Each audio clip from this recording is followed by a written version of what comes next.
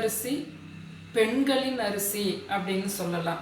அந்த அளவுக்கு பெண்களோட அந்த கர்ப்பப்பையில் A to Z அத்தனை விஷயங்களும் நிவர்த்தி பண்ணக்கூடியது. என்னென்ன விஷயங்கள், அதாவது சரியான நேரத்தில் நமக்கு அந்த மாதவிடாய் 30 நாள் அந்த சைக்கிளிங் சரியாக வர்றது, அதுபோல் வெள்ளைப்படுதல் இருந்ததுன்னா கண்டிப்பாக இந்த அரிசி உணவுகளை நாம் சாப்பிட்டு வரலாம். அதுபோல் நீர்க்கட்டிகள் இருக்குது அப்படிங்கிறவங்க, மெனோபாஸ் டயத்தில் தூரம் நிற்கக்கூடிய சமயங்களில் நிறைய உதரப்போக்கு இருக்கிறது, இல்லைன்னா அப்போ ஒரு இம்பேலன்ஸாக மூணு மாதத்துக்கு ஒரு தடவை 2 மாதத்துக்கு ஒரு தடவை அப்படி வர்றது, நார்மலாக சிறு வயது பெண்களுக்கு அந்த இர்ரெகுலர் பீரியடாக வர்றது, பல ஊட்டச்சத்துக்கள் கொண்டது, நியூட்ரிஷியன் வேல்யூ ரொம்ப ஜாஸ்தியாக உள்ளது. இது லோ கிளைசமிக் இண்டெக்ஸ் அப்படின்னா நம்ம ரத்தத்தில் போய் குளுக்கோஸாக சேரக்கூடிய அந்த நேரம் மெதுவாக போகிறது, அது இந்த பூங்கார் அரிசியில் இருக்கிறதால நீரிழிவு நோயாளிகள் அனைவருமே எடுத்துக்கலாம்.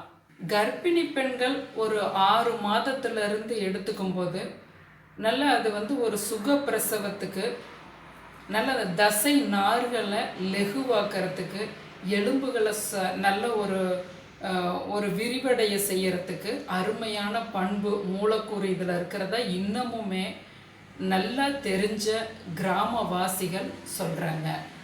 நார் சத்து அதிகமாக இருக்கிறதால கெட்ட கொழுப்பு கரையுது, அதனால இதயமுமே பாதுகாக்கப்படுது. வளர்சிதை மாற்றம், மெட்டபாலிசம்னு சொல்கிற வளர்சிதை மாற்றம் நல்லா பலப்படுத்தப்படுது.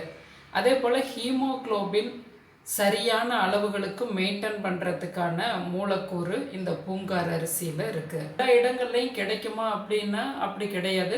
நம்ம அன்றாடம் வாங்கக்கூடிய மளிகை கடைக்காரர்களிடம் நீங்கள் சொல்லி வச்சிங்கன்னா அவங்க கொள்முதல் எங்கே பண்ணணுமோ பண்ணி கொண்டு வந்து தருவாங்க. அந்த சிகப்பு அரிசி போல் நல்ல ஒரு சிகப்பு கலரில், மெரூன் கலரில் ரொம்ப அருமையான நிறம் கொண்டது இந்த பூங்கார் அரிசி.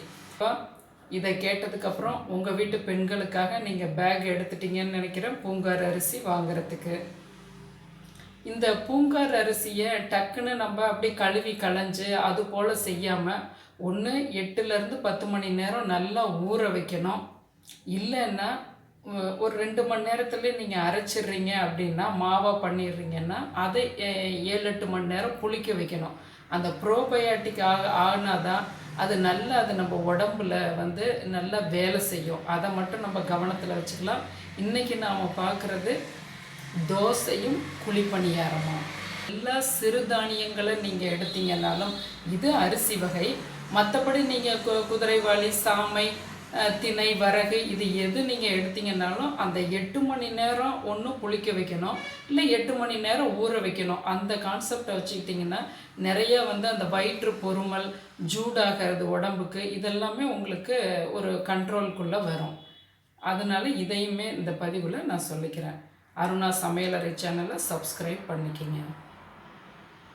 இந்த பூங்கார் அரிசி இப்படி இருக்கும். நீங்கள் ஒரு டப்பாவில் கொட்டி வச்சுக்கோங்க. ஒன்றும் வண்டு பூச்சியெல்லாம் பிடிக்காது. மாதம் ஒரு 1 கிலோ முதல்ல வாங்கி நீங்கள் ஸ்டோர் பண்ணி அதை செய்து பாருங்கள். உங்களோட அந்த கர்ப்பப்பை பிரச்சனைகள் கண்கூட தெரியும் போது அடுத்தடுத்த மாதங்களில் நீங்கள் கொஞ்சம் கூட வச்சுக்கலாம். இதை முழுக்க அந்த பூங்கார் அரிசியை போட்டு ஒரு உணவு தயாரிக்கிறத விட இது போல் இப்போ நாம் இட்லி அரிசி 2 பங்கு எடுத்திருக்கோம். 1 பங்கு பூங்கார் அரிசி, 1/2 பங்கு உளுந்தம்பருப்பு. ஏன்னா இதனுடைய மெடிசினல் வேல்யூ ஜாஸ்திங்கிறதால நம்ம கம்மியாக கலந்துக்கிட்டாவே போதும், ருசியும் நமக்கு கிடச்சிரும். நல்லா அதை 10 மணி நேரம் ஊற வைப்போம். ஃப்ரிட்ஜுள்ள உளுந்தம்பருப்பை 10 மணி நேரம் ஊற வச்சிட்டோம். இப்போ விடிஞ்சு பார்க்குறோம் 10 மணி நேரம் கழித்து அந்த ஊறின தண்ணியிலையே நம்ம அதை போட்டு அரைக்கணும். அப்போ தான் அது ப்ரோபயாட்டிக்கான தண்ணி. பாருங்கள், நல்லா ஓரளவுக்கு முடிஞ்ச அளவுக்கு நைஸாக அரைச்சிக்கலாம். நான் 2 முறையாக அரைச்சி ஊற்றிக்கிறேன். நீங்கள் நிறையா இருந்தால் கிரைண்டரில் ஆட்டிக்கலாம். நல்லா உளுந்தையும் அரைச்சிட்டு அந்த அரிசியோட தண்ணியிலையே அரைச்சி உப்பு போட்டு கையில் கரைச்சி மூடி வச்சிட்றோம். 10 மணி நேரம் கழித்து பார்க்குறோம். இது இப்போ நான் காலையில் ஆட்டினேன், இரவில் காமிக்கிறேன். இதை நான் இப்போ நாளைக்கு தான் நம்ம சுட போகிறோம் தோசை, அதனால் அப்படியே மூடி ஃப்ரிட்ஜுள்ள வச்சிட்றோம். இப்போ காலையில் நம்ம எடுக்கிறோம். அதாவது நீங்கள் கரைச்சி வச்சு 10 மணி நேரம் கழித்து நீங்கள் தோசை வாத்துக்கலாம். அவ்வளோதான் உங்களோட புரிதல். ஸ்டோர் பண்ணிக்கலாம் ஃப்ரிட்ஜுள்ளையும் அப்படிங்கிறதுக்கு சொல்கிறேன். நல்லா பாருங்கள், இந்தளவுக்கு கெட்டியாக இருக்குது. தேவையான அளவு தோசைக்கு எடுத்துக்கிறோம். நல்லா சட்டியை நல்லா காய வச்சுட்டு தோசைக்கல்ல நல்லா உங்களோட இழுப்புக்கு எப்படி வேணாலும் இழுத்து விடலாம். அவ்வளோ ஒரு முருகலாக ரோஸ்ட்டாக அட்டகாசமாக வரும். ரொம்ப ரொம்ப சிரமப்பட்டு எடுக்கலாம் தேவையில்லை. சுற்றி வர எண்ணெய், நடுவில் எண்ணெய், 2 நிமிஷம் வேகட்டும். ஒரு 40% அனலில் வைங்க, ருசி அருமையாக வரும். அப்படியெல்லாம் சரிப்படுத்துனீங்கன்னா ரோஸ்ட்டு போல் இருக்கும். பாருங்கள், அதை தானாகவே எடுத்தே வரும். நல்ல கரகரன்னு அருமையாக இருக்கும். இதுக்கு நான் பொடி வச்சுருக்கேன். இப்போ கல் தோசை கொஞ்சம் சாஃப்டாகவும் செய்யலாங்கிறதுக்கு சொல்கிறேன். கல் தோசையாக இருந்தால் நம்ம திருப்பி போடணும். பாருங்கள் எவ்வளோ சாஃப்டாக. பொடி வச்சு சாப்பிட்றோம், ரொம்ப அட்டகாசமாக இருக்கும் இட்லி பொடிக்கு.